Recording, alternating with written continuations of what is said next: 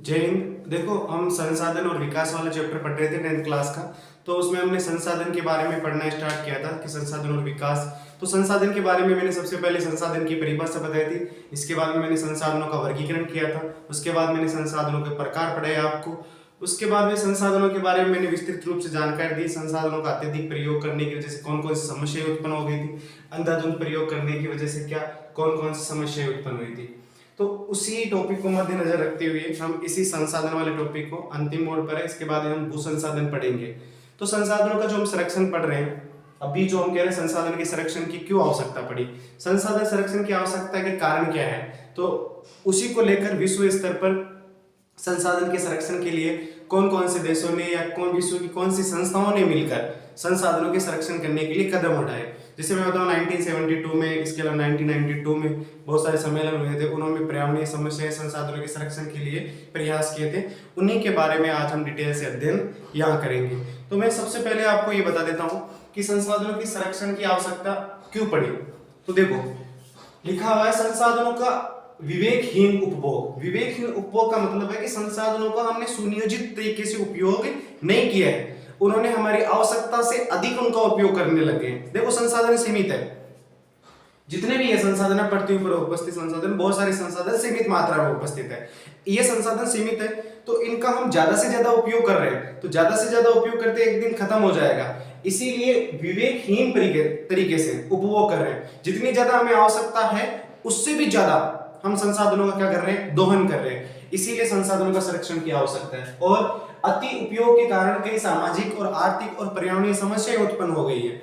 संसाधनों के अत्यधिक उपयोग करने की वजह से कौन सी सामाजिक कैसे, सामाजिक आर्थिक, गरीब और अमीर की जो खाई है ना वो बहुत चौड़ी होती जा रही है। कैसे, अमीर और अमीर होता जा रहा है, गरीब और गरीब होता जा रहा है। कारण क्या है, क्योंकि संसाधन है ना जो सीमित लोगों के हाथों में, इसी की वजह से अमीर और गरीब की खाई और चौड़ी होती जा रही है। और इसके साथ साथ संसाधन की वजह से, इन्हीं की वजह से पर्यावरणीय समस्याएं उत्पन्न हो गई है। देखो, पर्यावरणीय समस्या कैसे, संसाधन का अत्यधिक दोहन करने के कारण, किनका, संसाधन का दोहन करने की वजह से पर्यावरण प्रदूषण होने लगे हैं। देखो मैं बताऊं, जैसे मान लेना किसी क्षेत्र में हमने क्या निकाला है, खनिज। उस खनिज को निकाला है तो हमने क्या लगाया, एक उद्योग लगाया है। तो उद्योग पर लगाने के बाद उद्योग में क्या है, हमने एक संस्था का निर्माण किया है। क्या किया है, संस्था। संस्था के पास क्या है, तकनीक है, यानी प्रौद्योगिकी है, टेक्नोलॉजी है। उसके बाद कुशल या इसके बाद कौशल है, स्किल है, कारीगर, वही संस्था में काम कर रहे हैं। तो काम करने की वजह से पर्यावरण को नुकसान पहुंचेगा। कौन कौन से, एक तो ध्वनि प्रदूषण होगा पर्यावरण में। इसके अलावा यहाँ से निकलने वाला कचरा नदियों में चला जाए तब कौन सा प्रदूषण होगा, जल प्रदूषण होगा। इसके अलावा यहाँ से निकलने वाले धुएं की वजह से कौन सा, वायु प्रदूषण होगा। तो इसके अलावा इसी क्षेत्र से निकलने वाली बहुत सारी गैसों की वजह से अम्लीय वर्षा होती है। तो इस कारण से याद रखना, पर्यावरणीय समस्या भी उत्पन्न हो जाती है इनकी वजह से। देखो अगला, गांधी जी के अनुसार विश्व स्तर पर संसाधन ह्रास के लिए लालची और स्वार्थी व्यक्ति। देखो गांधी जी ने क्या कहा था इसके बारे में, मैं गांधी जी का कथन भी बताऊंगा आपको। देखो, गांधी जी के अनुसार विश्व स्तर पर संसाधन ह्रास यानी संसाधन के कम होने, ह्रास के लिए लालची और स्वार्थी व्यक्ति की बात करें, व्यक्ति लालची और स्वार्थी, मैंने पहले ही बताया आपको। आधुनिक तकनीक की शोषणात्मक प्रवृत्ति ही पूरी दुनिया में संसाधनों के श्रेय यानी कम होने, ह्रास होने का मुख्य कारण है। गांधी जी ने क्या माना है, गांधी जी ने माना है कि मानव को अपनी, मैं इससे पहले ना आपको गांधी जी का एक कथन सुनाता हूं। गांधी जी ने कहा कि हमारे पास हर व्यक्ति की आवश्यकता की पूर्ति के लिए बहुत कुछ है। गांधी जी ने कहा कि प्रकृति में ने बहुत कुछ दे रखा है, हमारे पास हर व्यक्ति की आवश्यकता की पूर्ति के लिए बहुत कुछ है, लेकिन किसी के लालच की संतुष्टि के लिए नहीं है। लेकिन किसी के लालच की संतुष्टि के लिए नहीं है, यानी जितनी चीजों की हमें आवश्यकता होती है उतनी तो है। ढंग से समझना, जितनी चीज की आवश्यकता होती है, मानव को जितनी आवश्यकता है वो तो है हमारी, लेकिन क्या है, व्यक्ति या जो मानव है वो बहुत ज्यादा लालची है, ज्यादा से ज्यादा कमाने की कोशिश करता है, ज्यादा से ज्यादा पाने की कोशिश करता है। अर्थात हमारे पास पेट भरने के लिए तो बहुत कुछ है। गांधी जी ने कहा कि हमारे पास पेट भरने के लिए तो बहुत कुछ है, लेकिन पेटी भरने के लिए नहीं है। इसीलिए प्रकृति में हमें बहुत कुछ दे रखा है, लेकिन गांधी जी ने कहा कि हमें इतना ही आवश्यकता है जितनी हमें हमारी आवश्यकता की पूर्ति हो जाए। ज्यादा से ज्यादा लालच करोगे तो आने वाली पीढ़ियों के लिए ये खतरा साबित हो सकता है। आगे देखो क्या कहा, इनकी बात है कि व्यक्ति एक लालची और स्वार्थी होता है। आधुनिक तकनीक यानी वर्तमान तकनीक इतनी है, देखो पहले क्या है, हमारे पास ज्यादा तकनीक नहीं थी, जो आवश्यकता थी उसका उपयोग कर लेते हैं। आप खुद ही देख लो, जैसे मान लेना भूमि है, भूमि एक अपना संसाधन है। भूमि संसाधन हमारे पास पहले 50 बीघा जमीन हुआ करती थी, मानना सपोज करना, उस 50 बीघा जमीन पर हम खेती पूरे पर नहीं कर सकते थे क्योंकि हमारे पास इतनी तकनीकी नहीं थी। वर्तमान समय में आधुनिक तकनीक की वजह से हम पूरे 50 बीघे में खेती कर सकते हैं, 50 एकड़ में खेती कर सकते हैं। तो इसी तकनीक जिसकी वजह से आपको पता है भूमि खाद अत्यधिक केमिकल डालने की वजह से क्या हो गई थी, बंजर होने की कगार पर हो जाती है। तो हम अत्यधिक उपयोग करने की वजह से इन समस्याओं का सामना करना पड़ता है। अगला देखो, गांधी जी अत्यधिक उत्पादन के खिलाफ थे। गांधी जी अत्यधिक उत्पादन के खिलाफ थे और उनकी जगह जन समुदाय द्वारा उत्पादन की वकालत करते थे। गांधी जी ने अत्यधिक उत्पादन का मतलब है, गांधी जी कह रहे हैं कि तकनीकी के माध्यम से अत्यधिक उत्पादन करना गलत है, वो हमेशा इसके खिलाफ थे। इसकी और उनकी जगह जन समुदाय द्वारा उत्पादन की वकालत करते हैं, यानी जनता को, या मैं कह सकता हूं कि लोगों को ज्यादा से ज्यादा इससे रोजगार मिले, जन समुदाय की वो वकालत करते थे। नेक्स्ट देखो, इनको नोट डाउन करते जाना, आप ध्यान रखना। पृथ्वी पर संसाधन सीमित मात्रा में है, ध्यान रखना। संसाधन एक प्राकृतिक संसाधन है ना, वो सीमित मात्रा पर, मैंने कहा एक दिन खत्म हो जाएंगे। कोयला है, पेट्रोल, प्राकृतिक गैस, जैसे ये जीवाश्म खनिज है या मैं कह सकता हूँ कार्बनिक खनिज है, ये एक दिन क्या हो जाएंगे, सारे के सारे समाप्त हो जाएंगे। तो इनका हमें अपनी आवश्यकता के अनुसार क्या करना चाहिए, प्रयोग करना चाहिए। देखो सीमित है, यदि उनके अंधाधुंध इस्तेमाल यानी प्रयोग पर रोक नहीं लगती तो भविष्य में मानव जाति, ध्यान रखना, भविष्य में मानव जाति के लिए कुछ नहीं बचेगा। कहने का तात्पर्य यह है कि पृथ्वी पर सीमित संसाधन है, तो इन संसाधन, जितने भी संसाधन है हमारे पृथ्वी पर उपस्थित है, उन संसाधनों का एक नियोजित तरीके से हमें क्या करना चाहिए, उपयोग करना चाहिए। क्या करना चाहिए, उपयोग करना चाहिए। अंधाधुंध जो इस हम कर रहे हैं उनका उपयोग, उनसे हमें बचना चाहिए और जिन संसाधनों की हमें आवश्यकता होती है उन्हीं का ज्यादा से उपयोग कर लेना चाहिए। इसके अलावा उनके ऐसे संसाधन भी देखने चाहिए, ढंग से सुनने की लाइन, ऐसे संसाधन भी देखने चाहिए जो मानव की आवश्यकता की पूर्ति कर सके। अब इसके अलावा पर्यावरण में या पृथ्वी पर उपस्थित संसाधनों को भी रखा जा सकता है। जैसे उदाहरण के तौर पर मैं बात बताता हूं आपको, जैसे विद्युत के लिए हमें किसकी आवश्यकता पड़ती है, कोयले की आवश्यकता पड़ती है। तो हम कोयला एक, आपको पता है परंपरागत संसाधन है, ये जल्दी खत्म होने की कगार पर हो रहा है, इसी से विद्युत है। तो हम इसके स्थान पर हम किसका इस्तेमाल करें, सौर ऊर्जा व पवन ऊर्जा, इसके अलावा जवाहरी ऊर्जा आदि का इस्तेमाल किया जा सकता है। तो हम इसी प्रकार से इसका इस्तेमाल करना चाहिए जो भविष्य में मानव के लिए उपयोगी हो सकता है। फिर हमारा अस्तित्व है कि खतरे में पड़ जाएगा अगर संसाधन हमारे पास सीमित है, इनका हम ज्यादा से ज्यादा इस्तेमाल करेंगे तो हमारा अस्तित्व खतरे में पड़ जाएगा। इसीलिए जरूरी हो जाता है कि हमें संसाधनों का क्या करना पड़े, संरक्षण करना चाहिए। देखो सीधी सी बात यह है कि अगर हम ज्यादा से ज्यादा संसाधनों का उपयोग करेंगे जो सीमित है, तो हमारे लिए ये क्या बढ़ जाएगा, खतरे में मानव जाति पड़ सकती है। आपको पता है पेट्रोल, प्राकृतिक गैस और बहुत सारी चीजें सीमित मात्रा में, अगर हम ज्यादा से ज्यादा इस्तेमाल कर लिए तो आने वाले समय में आने वाली पीढ़ियों के लिए ये बचेंगे नहीं बचेंगे, तो मानव के लिए क्या हो सकता है, खतरा हो सकता है। इसीलिए इन संसाधनों क्या करना चाहिए, संरक्षण करना चाहिए। देखो इन संसाधनों के संरक्षण के लिए विश्व स्तर पर कौन कौन से प्रयास किए गए हैं, तो हम उसकी चर्चा करेंगे। संसाधनों के संरक्षण के लिए तो ध्यान रखना, पहली बात सुनना, संसाधनों के संरक्षण के लिए ये बहुत इंपॉर्टेंट है, ध्यान रखना ये लाइन। अंतरराष्ट्रीय स्तर पर सबसे पहले हम बात करते हैं, अंतरराष्ट्रीय स्तर पर व्यवस्थित तरीके से संसाधन संरक्षण की वकालत, याद रखना 1968 में अंडरलाइन कर लेना इसके लिखने के बाद, क्लब ऑफ रोम, जैसे रोम इटली की राजधानी है, नहीं की थी सबसे पहले। अंतरराष्ट्रीय स्तर पर संसाधनों के संरक्षण के लिए 1968 में क्लब ऑफ रोम ने की थी, ध्यान रखना, इसकी शुरुआत की थी।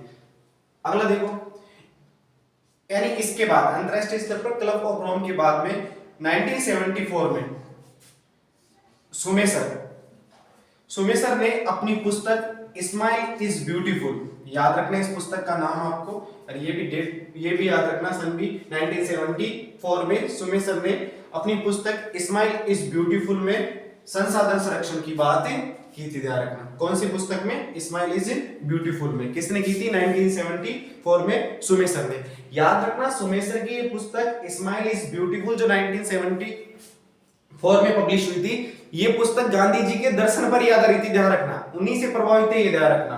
कौन? सुमेसर। कब की बात है? 1974 की बात है। पुस्तक का नाम याद रखना स्माइल इज ब्यूटीफुल।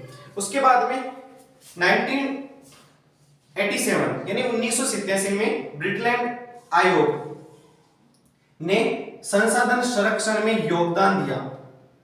ध्यान रखना बहुत इंपॉर्टेंट लाइन है ये। 1987 में ब्रिटेन आयोग ने संसाधन संरक्षण में योगदान दिया था। इनकी रिपोर्ट में सतत पोषणीय विकास, मैंने कल बताया था आपको सस्टेनेबल डेवलपमेंट के बारे में, सतत पोषणीय विकास, इसका तात्पर्य क्या होता है कि भविष्य में, वर्तमान में हम उपयोग कर रहे हैं संसाधनों का, लेकिन उपयोग इतना कर रहे हैं कि भविष्य में आने वाली पीढ़ियों की अवहेलना ना हो। ध्यान रखना वही सतत पोषणीय विकास है की संकल्पना प्रस्तुत की थी। याद रखो ये सतत पोषणीय विकास की संकल्पना प्रस्तुत की थी। ये रिपोर्ट बाद में हमारा साझा भविष्य ओवर कॉमन फ्यूचर सीरीज से प्रकाशित हुई थी। ये याद रखना आपको, इंपॉर्टेंट है, ध्यान रखना। ओवर कॉमन फ्यूचर सीरीज से क्या हुई थी? ये प्रकाशित हुई थी। अगला टॉपिक है भू संसाधन। इसके बाद देखो भू संसाधन क्या है। भूमि की बात करें, भूमि एक अपना संसाधन है। आपको पता है हमने 9th क्लास में सामाजिक विज्ञान को ज्योग्राफी में भू आकृतियां पढ़ी थी हमने, उसी पर आधारित है। देखो भू संसाधन की बात करें तो भूमि एक प्राकृतिक संसाधन है। ध्यान रखना प्राकृतिक संसाधन है।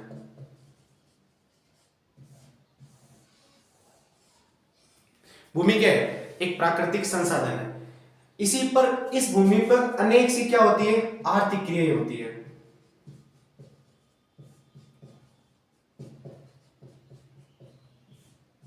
हम इसी भूमि पर क्या करते हैं? बहुत सारी आर्थिक क्रियाएं करते हैं और विभिन्न रूपों में इसका उपयोग करते हैं। किसका? भूमि का। जैसे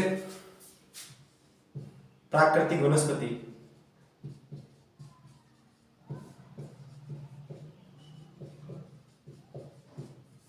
इसी पर मानव जीवन, वन्य जीव, याद रखना मानव जीवन, वन्य जीव आदि आर्थिक क्रियाएं, परिवहन, संचार,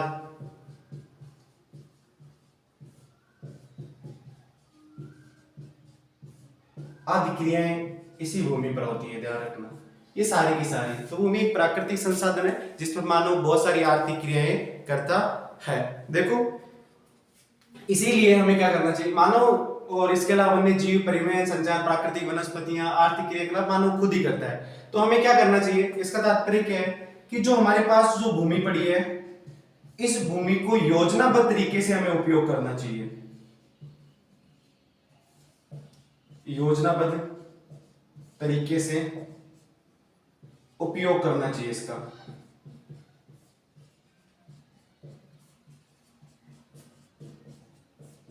उपयोग करना चाहिए। किसका? भूमि का। देखो जैसे हम हमारे भारत की बात करते हैं कि भारत में भूमि किस प्रकार से है। देखो हम बात करते हैं भारत की, तो भारत में ये अपना भारत है।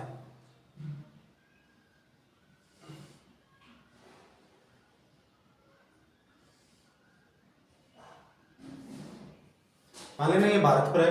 भारत की 43% भाग पर मैदान है। ध्यान रखना भारत के 43% भाग पर क्या है? मैदान है।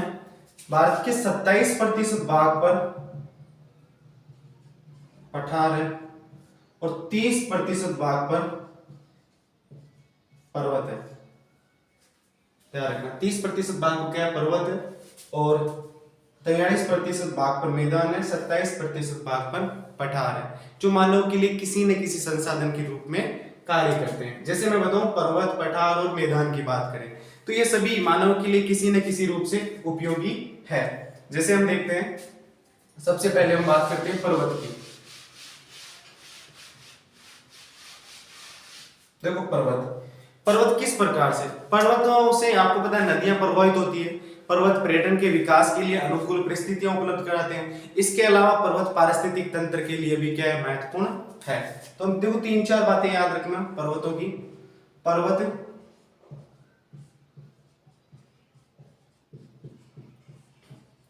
नदियों के प्रवाह, याद रखना ही नहीं, पर्वत नदियों के प्रवाह को सुनिश्चित करते हैं,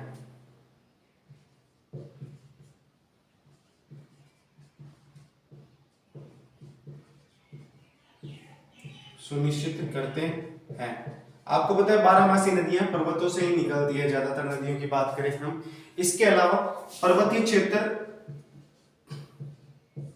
पर्यटन विकास के लिए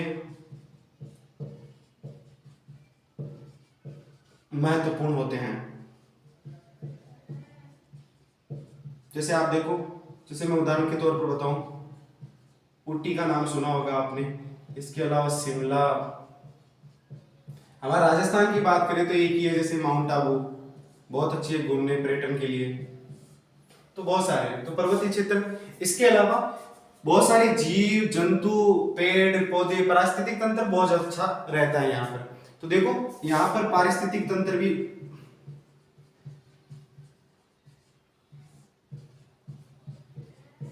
किसकी बात करें, पारिस्थितिक तंत्र के लिए भी पर्वत महत्वपूर्ण है।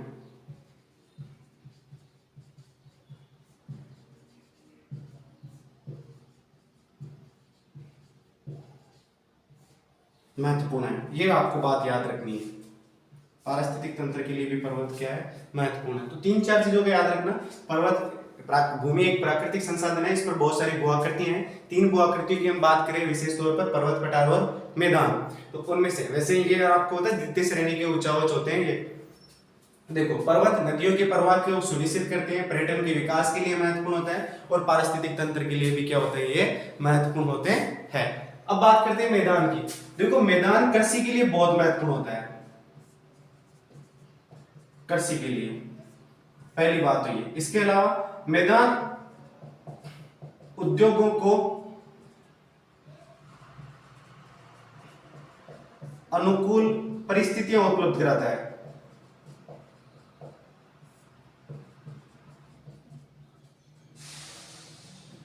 उपलब्ध कराता है। आपको पता है मैदानी क्षेत्र में नदी आने की वजह से वहां पर जलोढ़ मिट्टी का निर्माण हो जाता है। जलोढ़ मिट्टी का निर्माण हो जाता है, जनसंख्या अधिक वहां पर निवास करती है। जनसंख्या अधिक निवास करती है तो मैदानी क्षेत्र में आपको पता है गहन निर्वाह कृषि सबसे ज्यादा की जाती है, क्योंकि वहां पर कम क्षेत्रफल, उनके पास में भूमि कम होती है, आबादी अधिक होती है, तो ज्यादातर गहन निर्वाह कृषि करते हैं, तो इसीलिए मैदानी क्षेत्र कृषि के लिए सबसे उपयुक्त होता है। इसके अलावा किसके, उद्योगों के विकास के लिए भी मैदान क्या होते हैं, बहुत ही महत्वपूर्ण होते हैं। अब हम बात करते हैं पठार। आपको सबको पता होना चाहिए। देखो पठार क्या होता है, मैं आपको यहां बता देता हूं। पठार इस प्रकार से होता है, यानी लगभग 300 से लेकर 600 मीटर ऊंचा उठा हुआ भाग, समुद्र तल से 300 से 600 मीटर ऊंचा उठा हुआ भाग, जो ऊपर से कैसा होता है, समतल होता है, वो क्या कहलाता है, पठार होता है। जो ज्वालामुखी, बहुत सारे प्रकार के पठार हो सकते हैं। इसके अलावा मैदान भी आपको ध्यान रखना, ऊपर से क्या होता है, वो इस प्रकार से पर्वत होता है। पहले वाला पठार था, ये क्या हो गया, पर्वत हो गया। मैदान आप जानते हो नदियों के माध्यम से मिट्टी को लाने की वजह से। अब देखो पठार की बात करें, ज्वालामुखी लावा के पिघलने आकर बाहर आकर ठंडा होकर जम जाता है, तो उसकी वजह से क्या बनते हैं, पठार बनते हैं। पठार में क्या है, पठार में देखो, पठार में बहुत सारे क्या पाए जाते हैं, खनिज पाए जाते हैं। खनिज भंडार किसमें पाए जाते हैं, पठार में पाए जाते हैं। पठारों में जैसे आप उदाहरण के तौर पर भारत में छोटा नागपुर का पठार, जिसको खनिजों का अजायब घर कहा जाता है, खूब सारे वहां क्या पाए जाते हैं, खनिज पाए जाते हैं। तो तो ये भी एक खनिज खनिज एक संसाधन है। खनिज संसाधन होते हैं जो मानव की आवश्यकता की पूर्ति करते हैं। वो किस में पाए जाते हैं? पठार। जो पठार ये किस में? ये भूमि संसाधन या भू संसाधन में। इसके अलावा पठार जीवाश्म ईंधन के लिए भी उपयुक्त है। पठार किसके लिए? जीवाश्म ईंधन के लिए।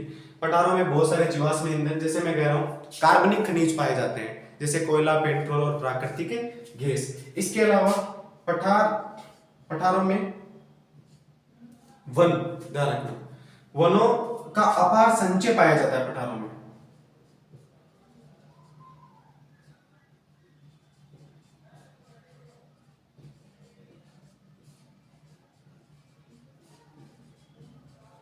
वनों का अपार संचय पाया जाता है।